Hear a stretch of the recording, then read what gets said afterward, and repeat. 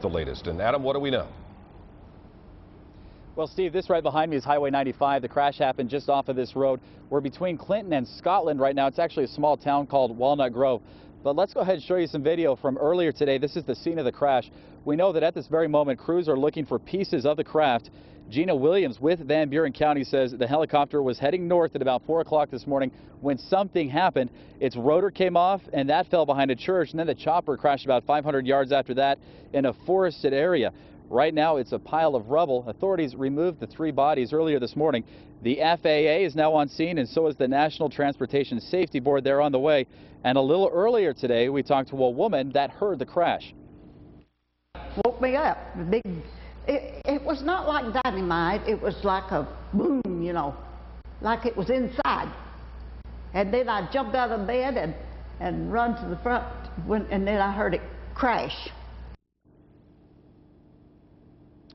And again, this was an Air-Evac medical HOP helicopter. They sent out a news release this morning calling it a tragic day for the company. President and CEO Seth Meyers says their focus right now providing support for the families and friends of the helicopter crew.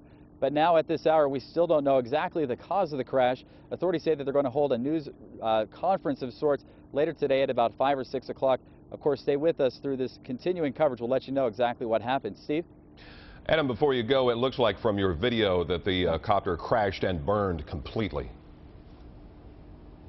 Yeah, that's right. You know, we've driven by it a few times. We can't get too close to it. But from what we can see, it literally is just a pile of ash and rubble. You would not know it was a helicopter unless someone told you. And pieces of it are strewn over about a 500 or 600 yard radius. So investigators have a lot of work to do, and of course finding out exactly what it was that brought that chopper down.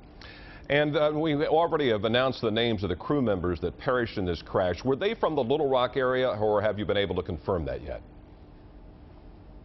No, you know, we're not the Little Rock area per se, maybe a couple of miles north, but definitely here in the state. Is a smaller community, but we have confirmed they're not from there, but this community instead pretty close to the area we're in right now. All right, Adam Rodriguez with KRK and the crash site area in Van Buren County, Arkansas. Adam, thanks for the update.